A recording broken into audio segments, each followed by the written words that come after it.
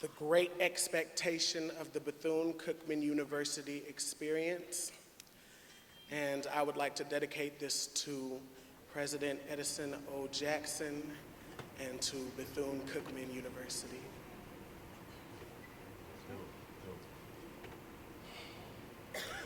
When morning whispered its warm salutation and we saw that it was good, we woke up to the sound of expectation knocking at our door.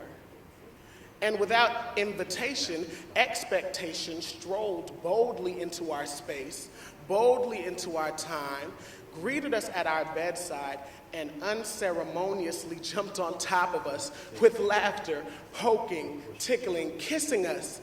"You have to get up and get ready," expectation said. "This is an occasion."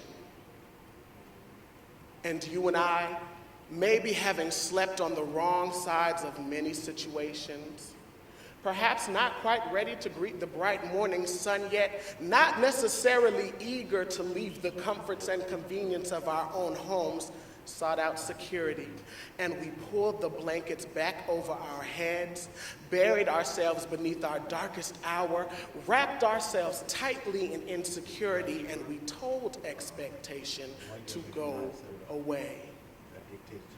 We expected expectation to beg and plead with us to get up and get ready. In fact, we were disappointed when he did not, when he simply sat quietly beside our bed, with a blessed confidence beside our bed, with a serene hope beside our bed, and waited for us to find a small hole in the folds of our fear, stick our faces through it, take a breath and ask, "What occasion?"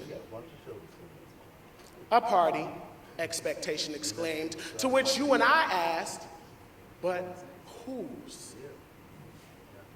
And with a twinkling eye and a small knowing smile, expectation simply replied, "Yours. Yours. Yours, Jason Douglas. Yours, Jamila Collins.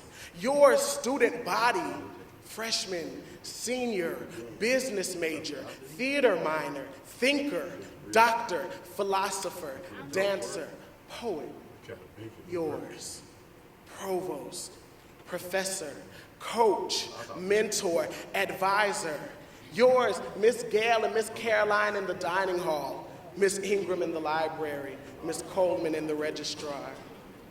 This party, on grounds that once accommodated what the world threw away, that now stands on over $130.7 million in assets, that now stands on instances of magic that make us increase the value of these moments, just small flashes of great things in the scope of eternity, but that we're sharing together in this space, at this institution, under this leadership, and it's for something great, because this is not the pretty good Bethune-Cookman University, and if it was, it stopped being that when the sun rose and the wind danced and Faith Hall whispered your name and your purpose to the world.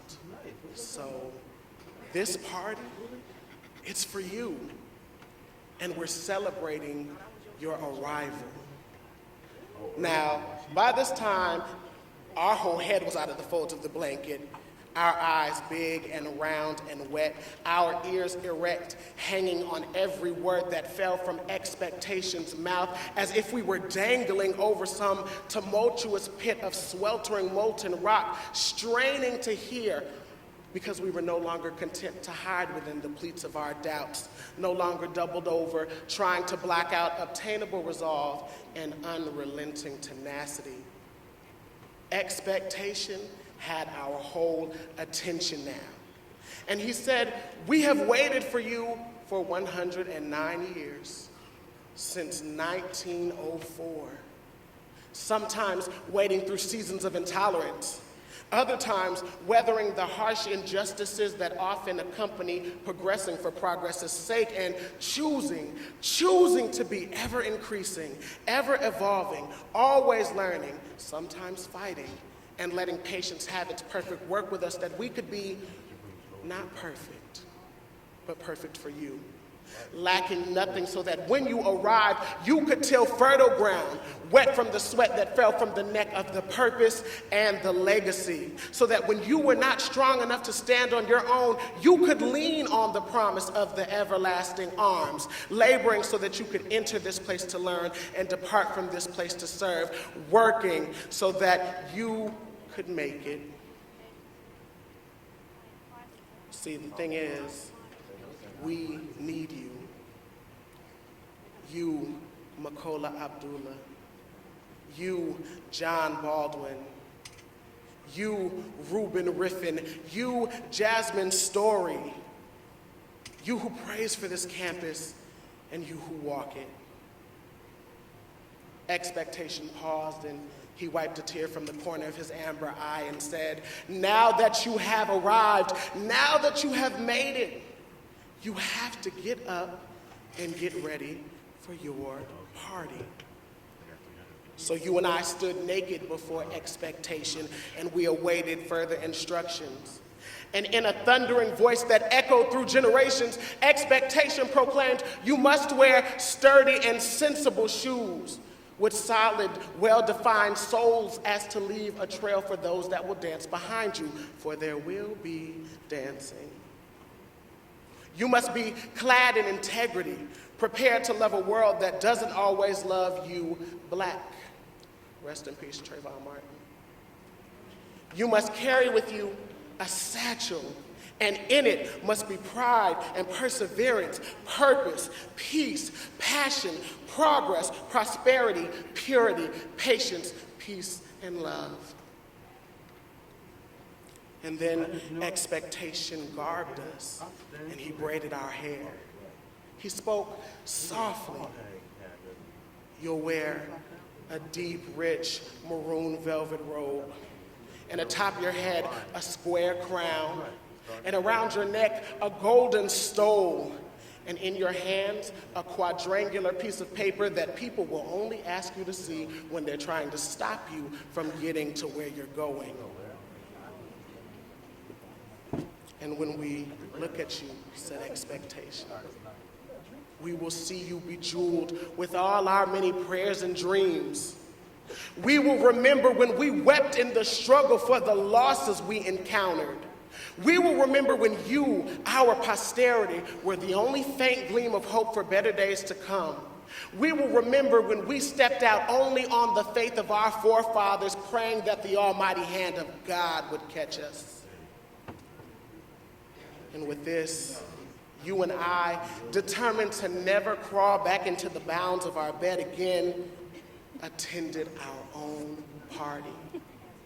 The celebration of us. BC us. Everyone was there. And we danced as if no one was watching. And we ate as though we might not ever eat this well again. And we sang. But at this particular party, we didn't sing Happy Birthday. We didn't sing the Star-Spangled Banner or Christmas carols or church hymns. But we lifted up our voices into the hills, and we raised voices that had once been silenced, and we said, all hail to thee, dear BCC. And in that moment, we were connected by something greater than the greatest minds could fathom. All hail to thee, all hail. And there was a tangible unity, one that embodied a physicality, one that you could touch and taste. Hail thee, maroon and gold. And in the words of great expectation, all eyes will be on you, our pride, our love, our classmate or our teacher, perhaps our teammate.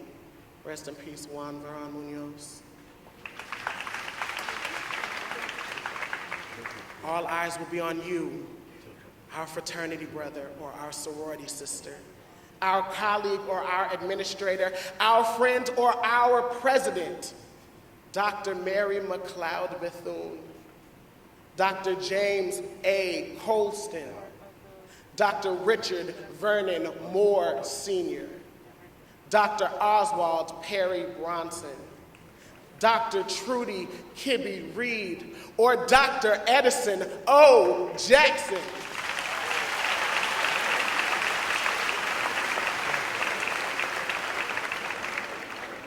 And you will say, unapologetically and with boundless anticipation,